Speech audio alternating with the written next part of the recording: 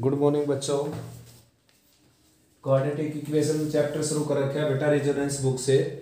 Exercise second में पहुंच गए हम, पेज नंबर है 210। आप सभी के पास रेजोनेंस की बुक है ही, तो भाई उसका जो 11th क्वेश्चन स्टार्ट हो गया अभी एक्सरसाइज सेकंड का, ठीक है ना। और इसमें लिखा है बेटा, स्टेटमेंट पढ़ता हूँ मैं, देख सकते हो आप अपनी बुक से देख लो एक बार।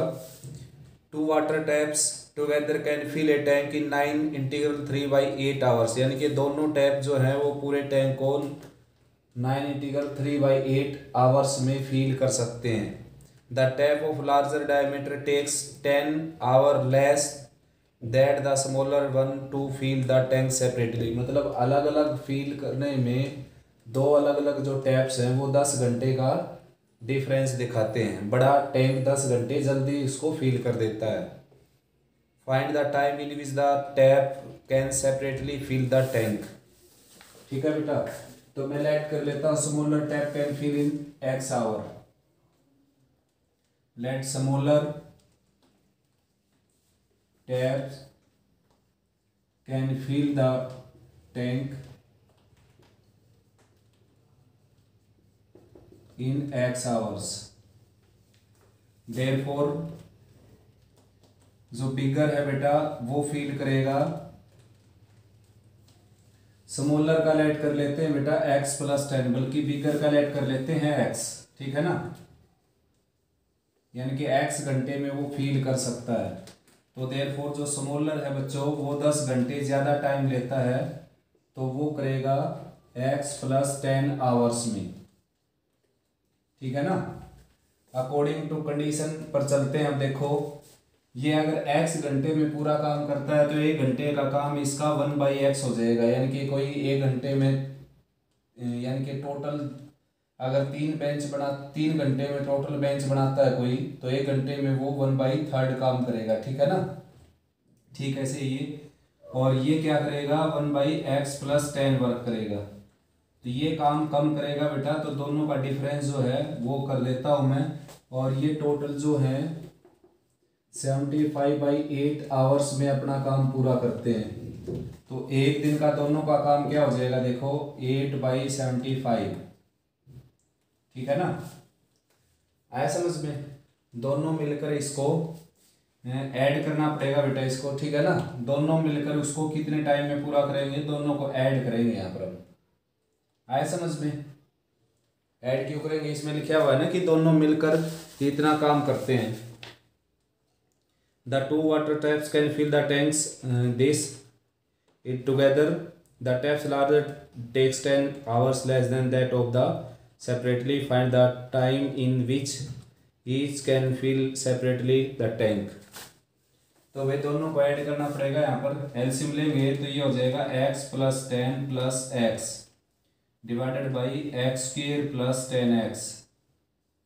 राइट साइड में है 8/75, ठीक है ना। आप क्रॉस मल्टीप्लाई कर देंगे बेटा इसकी। सबसे पहले x + x क्या हो जाएगा 2x + 10, और लोअर पार्ट में है x² + 10x, और राइट में क्या है 8/75। 2 से इसको डिवाइड कर देते हैं, x + 5 अपर पार्ट में हो गया, और x² + 10x लोअर पार्ट में है ही। राइट में 2 से डिवाइड करेंगे तो ये आ जाएगा। क्रॉस मल्टीप्लाई करेंगे इसकी 4x² + 40x, और ये जाकर हो जाएगा 75x, और प्लस 5 5 × 25, 5 30, 5 7 × 35 + 2 37। लेफ्ट में लेंगे बेटा 4x², और ये सरवाकरा हो जाएगा -25x, ठीक है ना। सब्ट्रैक्ट होकर इसमें से 35x हो जाएगा भाई, और प्लस की बजाय ये हो जाएगा -375, राइट साइड 0। तो फैक्टर तो कर ही सकते हो बेटा आप इसके, ठीक है ना। आया समझ। तो फैक्टर हो जाने चाहिए जिनका डिफरेंस तो 35 आए और प्रोडक्ट यह आए। 5 से कैंसिल कर देता हूँ इसको मैं।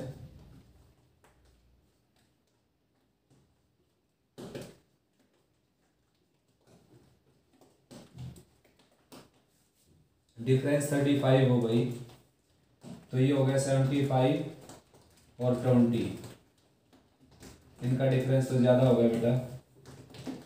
15 और 100, 15 और 100, ये भी ज़्यादा हो गया बच्चों।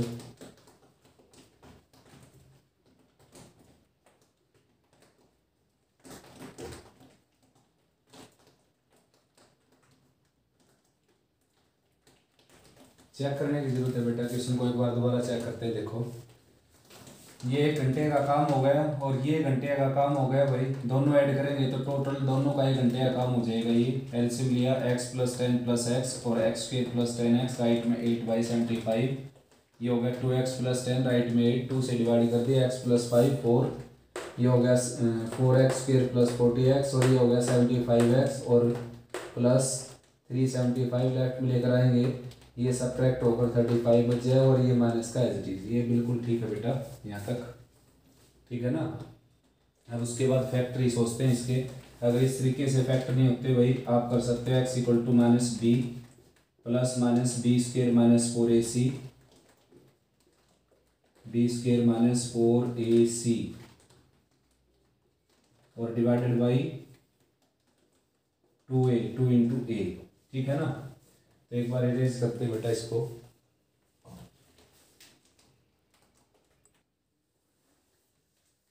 ये बेटा देखो इरेज कर दिया मैंने इसको, ठीक है ना। 4x² और माइनस ये इस तरफ आकर 35x और -375, राइट साइड 0। तो बेटा या तो फैक्टर कर लो अब इसके जल्दी से। देखो अगर ऑप्शन दे रखे होते तो यहाँ पर पुट कर देते, हम सेटिस्फाई हो जाता, आंसर आ जाता, वरना क्वाड्रेटिक फार्मूले से कर सकते हो, कंप्लीटिंग स्क्वायर से तो और भी ज़्यादा लेंथी पड़ेगा। सबसे इजी होता है फैक्टराइजेशन से, अगर फैक्टराइजेशन हो जाए तो जल्दी से। तो देखो 4 को लिखेंगे 2 × 2 और 375 इसको 5 से कैंसिल कर दिया मैंने, ये आ गया 75, 2 × 2 × 5 × 25 × 5, ये हो गया भाई 25 × 3 हो गया बेटा, ठीक है ना। 25 × 5 लिख दिया था ना इसको पहली बारी में, तो ये हो गया 15, 15 × 2 = 30, 30 × 2 = 60, 60 और 25, ये बन गया बेटा फैक्टर। 4x² - 60x और प्लस 35x - 375, राइट साइड 0। इन दोनों में से 4x कॉमन आ जाएगा, x - 15 बचेगा। इन दोनों में से 35 कॉमन आ जाएगा, x - 15 बच जाएगा, राइट साइड 0। x - 15 कॉमन आएगा, यहाँ पर बचेगा 4x + 35, ठीक है ना, राइट साइड 0। तो x की वैल्यू क्या आ जाएगी यहाँ से 15, इसको 0 के इक्वल रखेंगे, इसको 0 के इक्वल रखेंगे तो x की वैल्यू आ जाएगी -35/4, जो कि रिजेक्ट हो जाएगी। तो जो स्मॉलर टैप था बेटा वो 15 आवर्स में इसको फिल करेगा, और जो बिगर टैप था वो 15 आवर्स में, और जो स्मॉलर था वो 15 + 10 यानी कि 25 में। तो स्मॉलर बिगर 15 आवर्स में और स्मॉलर 25 आवर्स में, ठीक है ना। देखो बेटा 12 question, a girls is twice as old as her sister, यानी कि लड़की की जो सिस्टर है उसकी एज लेट कर लेते हैं x ईयर। तो अकॉर्डिंग टू कंडीशन उस गर्ल्स की एज क्या हो जाएगी बेटा, ये हो जाएगी x + 2x, ठीक है ना, 2 गुनी थी एज। तो 4 years hence product of their age will be, यानी कि 4 साल बाद, तो 4 साल बाद इसकी एज हो जाएगी x + 4 और 4 साल बाद इसकी एज हो जाएगी 2x + 4। तो जो दोनों का प्रोडक्ट उसने बताया वो बताया 160 के इक्वल। तो भाई मल्टीप्लाई कर सकते हो, लेकिन अगर इजी बनाना है तो 2 से इसको डिवाइड कर दो, 2 से इसको, ये हो गया x + 4 और x + 2 और राइट साइड में 80। अब ऐसे मत कर देना एक बार ये 80 के इक्वल, ये एक बार ये 80 के इक्वल, ऐसा तब होता है जब ये 0 हो यहाँ पर। तो क्या करना पड़ेगा, इसका प्रोडक्ट करना पड़ेगा, जो कि होगा x² + 6x + 8 और 80 को राइट से लेफ्ट में ले आएंगे, जो कि माइनस का हो जाएगा और सब्ट्रैक्ट होकर उसमें से 8, तो बच जाएगा -72 और सिंपल टुकड़े बन गए बिल्कुल 12 और 6 12x -6x -72 राइट साइड 0। पहले दोनों में से x कॉमन आ जाएगा, यहाँ पर बचेगा x + 12, यहाँ से -6 कॉमन आ जाएगा x + 12 कॉमन आ जाएगा इसमें से और यहाँ पर बच जाएगा x -6 राइट साइड 0। तो भाई x की एक वैल्यू आ जाएगी -12 जो कि रिजेक्ट हो जानी है, ठीक है ना। एंड सेकंड वैल्यू आ जाएगी इसकी, सेकंड वैल्यू होगी बेटा x -6 को 0 के इक्वल रखेंगे, x की वैल्यू 6 जो कि सेलेक्ट हो जाएगी। तो उस लड़की की एज क्या थी 12 ईयर्स और उसकी सिस्टर की एज क्या थी 6 ईयर्स, ठीक है ना। देखो बेटा 13 क्वेश्चन स्टेटमेंट मैंने लिख दिया complete. One of the two students while solving a quadratic equation in x copied the constant term and got the roots 3 and 2। यानी कि दो स्टूडेंट है क्वाड्रेटिक इक्वेशन को सोल्व करने लग रहे हैं, उनमें से एक बच्चे ने क्या किया कांस्टेंट टर्म की कॉपी कर दी और उसके रूट मिले उसको 3 and 2 यानी कि क्वाड्रेटिक इक्वेशन के। यानी कि देखो बेटा कोई क्वाड्रेटिक इक्वेशन थी जैसे कि ax² + bx + c थी जैसे, तो उस बच्चे ने क्या गलती की, जो कांस्टेंट टर्म थी ना उसने गलती से क्या ले लिया, उसकी जगह गलत डिजिट ले ली और गलत डिजिट लेने से उसके रूट मिले उसको 3 and 2। तो रूट है बेटा उसके 3 and 2। इसका मतलब उसकी इक्वेशन क्या थी x² - sx यानी कि सम ऑफ रूट और प्लस प्रोडक्ट ऑफ रूट यानी कि 6। तो इसका मतलब ये गलत लिया है उसने 6, लिखा हुआ कि 6 को गलती से ले लिया उसने, गलत ले लिया कॉपी कर लिया, ठीक है ना, गलत कॉपी करके ले लिया ये। तो इसका मतलब ये यहाँ तक बिल्कुल ठीक है ये इक्वेशन, ठीक है ना। यानी कि x² - 5x और प्लस यहाँ पर मैं ले लेता हूँ c, यानी कि इक्वेशन ये थी केवल c की वैल्यू निकालनी रहती है हमारे लिए। यहाँ तक तो ठीक था ना, कांस्टेंट गलती से लिया था उसने अलग। दूसरा स्टूडेंट क्या है उसने करेक्टली ले लिया x² और कांस्टेंट टर्म के कोफिशिएंट को x² + bx + c = 0। तो उसने x² का कोफिशिएंट बिल्कुल सही लिया जो कि कितना दे रखा है 1, और उसने कांस्टेंट सही लिया जो कि कितना दे रखा है -6। ऐसा करने से उसके जो रूट आए the copied the constant term and coefficient term of x² correctly as -6 and 1 respectively the correct roots are। यानी कि इस बच्चे ने क्या किया कांस्टेंट टर्म और x² का कोफिशिएंट और कांस्टेंट टर्म को ठीक लिया। इसका मतलब इसके बारे में कुछ कहा है उसने, तो ये क्या हो गया उससे भी रॉन्ग, ठीक है ना। तो ऐसा करके जो रूट निकलेंगे वो बताना हमने। देखो अब जो सेकंड स्टूडेंट है उसके ये दोनों ठीक है, यहाँ पर बिल्कुल ठीक है ये इक्वेशन यहाँ तक, और पहले वाले की ये ठीक है बिल्कुल, इक्वेशन सेम है। इसका मतलब b की वैल्यू क्या है यहाँ पर -5, तो x² - 5x और -6 राइट साइड 0। फैक्टर आप जानते हो बेटा क्या हो जाएंगे, मैं डायरेक्ट लिख देता हूँ। तो x की वैल्यू क्या आ गई बच्चों 6 and -1, ठीक है ना। करेक्ट जो रूट थे वो थे 6 and -1। देखो बेटा 14 question, out of a number of सास birds 1/4 of the number are moving about in lotus 1/9 along with 1/4 as well as 7 times the square root of the number move on a hill। 56 birds remains in the vacuolar trees। What is the total number of birds। तो total birds add कर रहे थे बेटा x, ठीक है ना। उसके बाद जो है इसने बताया कि 1/4 यानी कि x का 1/4 के बारे में बात की इसने स्टार्टिंग में। 1/4 of the number are moving about in loads, फिर प्लस में 1/9 अलोंग विद 1/4 यानी कि 1/9 यानी कि x का 9th पार्ट और x का 4th part about along with this as well as side 7 times the square root of, square root है बेटा रूट x और उसका 7 टाइम्स, ठीक है ना। ये साथ में of the number move on a hill यानी कि ये हिल पर मूव कर जाते हैं, और 56 बर्ड्स रिमेन्स इन वैकुला ट्री, और 56 और ऐड कर दे हम तो टोटल ये x के इक्वल हो जाएगा। इन सब को लेफ्ट में ले आता हूँ। देखो x कॉमन ले लिया मैंने यहाँ से, ये बच गया 1, और ये दोनों ऐड होकर बेटा 1/2 बन गए, और लेफ्ट में आकर -1/2, यहाँ पर -1/9 है ही, और राइट में है 7√x प्लस 56। तो भाई बच्चों 18 एलसीएम आ जाएगा और ये हो जाएगा 18 माइनस 9 माइनस 2 डिवाइडेड बाई 18, ठीक है ना। और राइट में 7√x प्लस 56। तो भाई 18 माइनस 11 क्या हो गया 7, यानी कि 7/18x 7√x और प्लस 56, 7 से डिवाइड कर देंगे तो x/18 और साथ में 18 से मल्टीप्लाई कर देता हूँ बेटा, यानी कि 18/7 से इसको मैंने मल्टीप्लाई कर दिया, यहाँ पर x बच जाएगा, ये 7 जाकर कैंसिल होकर यहाँ पर 18√x हो जाएगा और यहाँ पर आ जाएगा 56 इंटू 18। देखो 18 था ना ये, तो 18 से इसको मल्टीप्लाई कर दिया हमने, ठीक है ना। और यहाँ पर आ जाएगा 18 इंटू 56।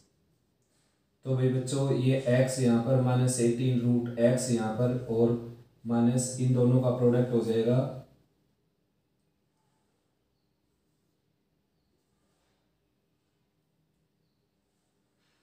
108 हो जाएगा बेटा, राइट साइड 0, ठीक है ना। अब देखो √x को y पुट कर लेते हैं कुछ टाइम के लिए, उससे एक क्वाड्रेटिक बन जाएगी y² माइनस 18y और माइनस 108 राइट साइड 0। तो अब फैक्टर करते हैं भाई इसके, तो फैक्टर हो गए बेटा माइनस 24y और प्लस 8 तो नहीं होगा बेटा, इसके टुकड़े करने हमने, चेक करने की जरूरत है एक बार। देखो 7 से कैंसिल किया तो ये 7 से कैंसिल होकर 8 आ जाएगा बेटा, ठीक है ना। 7 से डिवाइड किया, यहाँ पर 1 हो गया, यहाँ पर कैंसिल हो गया, यहाँ पर 8 आ गया और 18 से मल्टीप्लाई कर दिया तो 144 हो जाएगा ये, ठीक है ना, 144। और अब इसके फैक्टर बन जाएंगे भाई 24, एक तो 24 बन गया,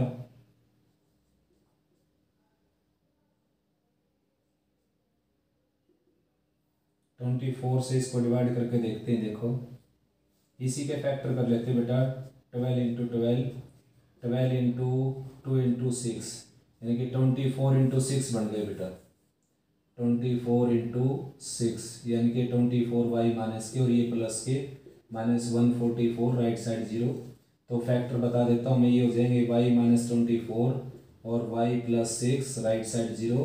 तो डेफिनेटली y की वैल्यू माइनस 6 कैंसिल हो जाएगी, y की वैल्यू 24 आ जाएगी। y क्या था बच्चों √x, तो x की वैल्यू क्या हो जाएगी, स्क्वेयरिंग बोथ साइड करेंगे 576, यानी कि 576 क्या थे बर्ड्स टोटल, ठीक है ना। पोज करके समझ सकते हो बेटा एक बार, इजी क्वेश्चन है काफ़ी, ठीक है ना, लेकिन काफ़ी फेमस क्वेश्चन है, बहुत सारी बुक्स में भी है ये, बड़ा इंटरेस्टिंग क्वेश्चन है बेटा। 15 question, if n an integer such that n cross n equal to n plus n then number of such numbers n is, यानी कि इस तरह के कितने नंबर होंगे, तो इस तरह के नंबर को बेटा परफेक्ट नंबर बोला जाता है जिनका प्रोडक्ट और सम दोनों सेम आ जाए, ठीक है ना। तो क्या है भाई देखो 1 इंटू 1 1 प्लस 1, तो ये तो नहीं हुआ बेटा। उसके बाद क्या है 2 इंटू 2 और 2 प्लस 2, ठीक है ना, तो 4 इक्वल टू 4 हो गया, ये आया समझ में। सेकंड नंबर है जो, जैसे 3 इंटू 3 करेंगे तो 9 हो गया, वहां पर क्या हो गया, वहां पर हो गया 6। उसके बाद 4 इंटू 4 16 हो गया, यहाँ पर 8 हो गया। और उसके बाद है बेटा जैसे कि 0 इंटू 0, तो 0 प्लस 0 हो गया, यहाँ पर 0 इंटू 0 और 0 प्लस 0, यानी कि ये भी 0 हो गया और ये भी क्या हो गया 0, आया समझ में। और कोई नंबर है ही नहीं आपके पास जो इस तरह की कंडीशन को फुलफिल करे, यानी कि जिनका प्रोडक्ट और जिनका सम सेम नंबर आ जाए, ठीक है ना। इस तरह के नंबर को परफेक्ट नंबर बोलते हैं। 3 नंबर में भी होता है ये, जैसे 1 2 3, तो दोनों का तीनों का सम क्या आ गया बेटा 1 प्लस 2 प्लस 3 यानी कि 6, प्रोडक्ट भी क्या आ गया 6, ठीक है ना, आया समझ में। बड़ी इंटरेस्टिंग स्टेटमेंट है बेटा 16, a positive number whose reciprocal equal 1 less than the number, then number is, यानी कि कोई नंबर है जैसे x, तो उसका रेसिप्रोकल करेंगे तो 1/x हो जाएगा। तो ये जो नंबर है ये इससे क्या है बेटा, 1, a positive number whose reciprocal equal 1 less than the number, यानी कि अगर इस नंबर से 1 लेस कर दूं तो इसके इक्वल हो जाता है ये, ठीक है ना।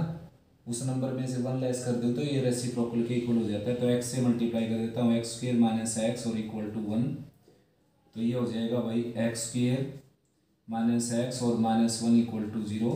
इसके फैक्टर करेंगे, फैक्टर तो होंगे नहीं बेटा, इससे करते हैं minus b plus minus b square minus 4ac under the square root by 2a। तो x की वैल्यू हो गई भाई बच्चों 1 प्लस माइनस रूट 5 और बाई 2, ठीक है ना। तो दो नंबर आ गए बेटा, एक आ गया 1 माइनस रूट 5/2 और सेकंड नंबर आ गया 1 प्लस रूट 5/2, यानी कि रूट 5 प्लस 1/2। तो भाई ये जो नंबर है ये क्या हो गया, नेगेटिव। नेगेटिव क्यों हो गया कि रूट 5 होता है 2 पॉइंट समथिंग, ठीक है ना, 2.3 समथिंग। तो 1 में से माइनस करेंगे नेगेटिव आएगा, तो ये रिजेक्ट करना पड़ेगा क्योंकि उसने क्या कहा, पॉजिटिव नंबर। तो आंसर होगा बेटा रूट 5 प्लस 1/2। क्वेश्चन है बेटा 17, if alpha is a root repeated twice of this plus this plus this equal to 0, then d square by a square equal to, ये है बेटा, ठीक है ना। और ऑप्शन दे रखे हैं sine square 90,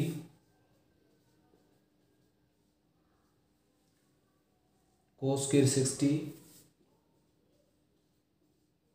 sine square 45 and sine cos square 30।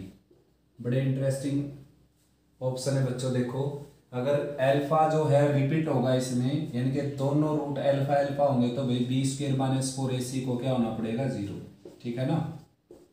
तो b है आपके पास a, उसका स्क्वायर माइनस 4a, a है आपके पास a माइनस डी यानी कि एक्स स्क्वायर का कोफिशिएंट, और c है आपके पास कांस्टेंट यानी कि a प्लस डी। तो ये हो जाएगा बच्चों a square minus 4 into a square minus D square, right side 0।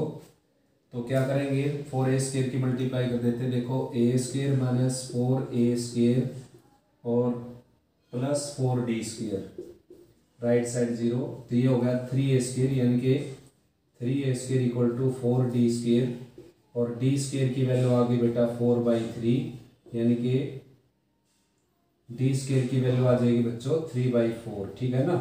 और यानी कि रूट 3/2 का स्क्वायर, और आप जानते हो रूट 3/2 वैसे तो साइन 60 की वैल्यू भी होती है, लेकिन साइन 60 ऑप्शन में है नहीं, तो कोस 30 की वैल्यू भी होती है। तो कोस 30 डिग्री होती है रूट 3/2, इसका स्क्वायर यहाँ पर, यानी कि कोस स्क्वायर 30 डिग्री आंसर हो जाएगा, ठीक है ना। आया समझ में। देखो बच्चों 18 क्वेश्चन, अब तक के जो क्वेश्चन आए बेटा सबसे फेवरेट क्वेश्चन है मेरा ये उनमें से, ठीक है ना, क्योंकि इसमें मेरी दो ट्रिक एक साथ यूज होने लग रही हैं। अगर वो ट्रिक नहीं लगाएंगे आप, बहुत लंबा क्वेश्चन जाएगा ये, बहुत ज़्यादा लंबा, कम से कम मेरे ख्याल में 20 मिनट ले सकता है क्वेश्चन, 15 से 20 मिनट, ठीक है ना। 10 मिनट से पहले तो निकल ही नहीं सकता बेटा, गारंटी इस बात की। तो क्वेश्चन क्या है देखो, find the quadratic equation whose roots are half of the reciprocal of the roots of equation this, यानी कि ऐसी क्वाड्रेटिक इक्वेशन निकालनी है जिसके जो रूट हैं वो इसके हाफ के, इसके रेसिप्रोकल के हाफ के बराबर रूट है उसके इक्वेशन के। ऐसी इक्वेशन आपने आंसर में देनी है, और आंसर 4 दे रखे हैं, वो सारे ABC की फॉर्म में ही दे रखे हैं। तो देखो सबसे पहले मैं ऐसी इक्वेशन निकालता हूँ जिसके रूट इसके रेसिप्रोकल हो। वैसे दोनों काम एक साथ भी हो सकते हैं बेटा, लेकिन आपको समझाने के लिए मैंने अलग अलग करने का फैसला लिया। पहले ऐसी इक्वेशन निकालेंगे जिसके रूट इसके रेसिप्रोकल हो, equation whose roots are reciprocal,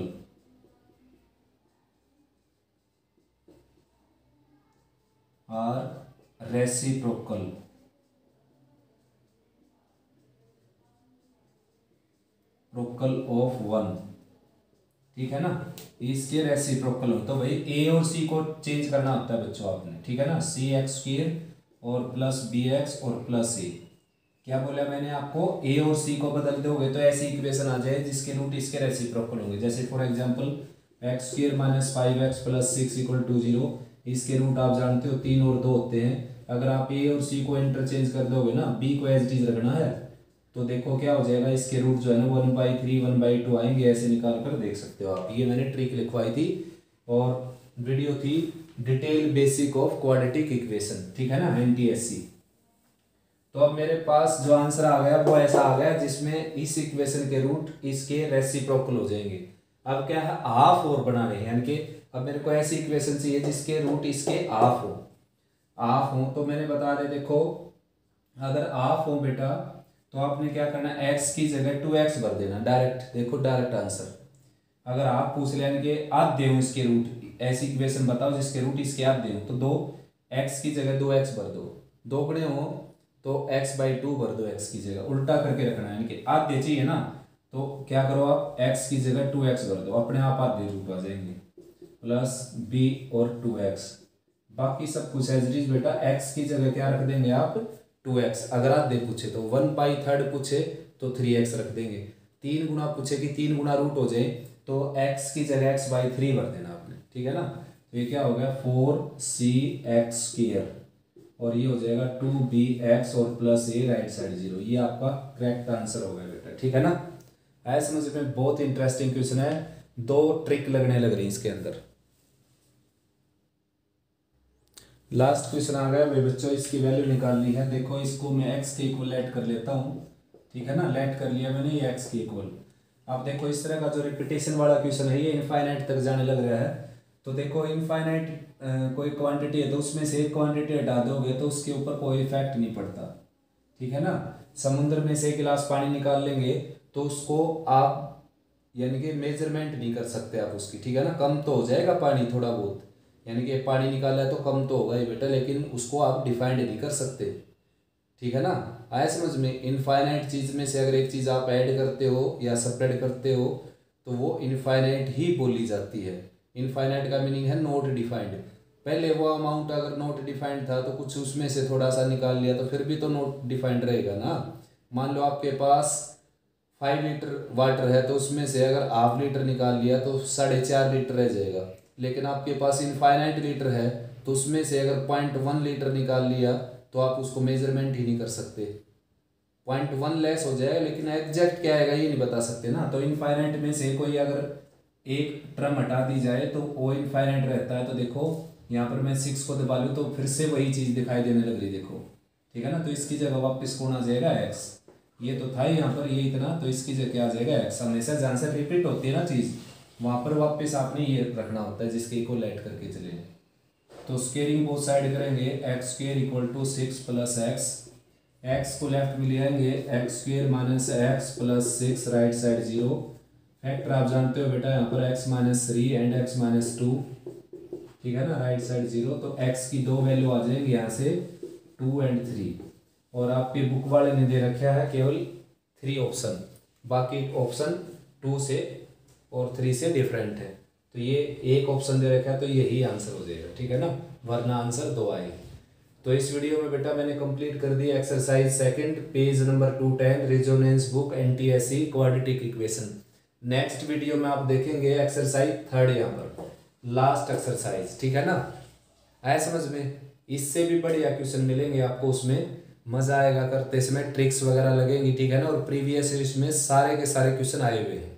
तो इस वीडियो में इतना ही बेटा, और मेहरबानी करके अच्छी प्रैक्टिस करो इसकी, ठीक है ना। उम्मीद करता हूँ आप मेरी ये बात अच्छे से मानोगे, प्रैक्टिस बहुत अच्छी करनी है आपने बेटा इनकी।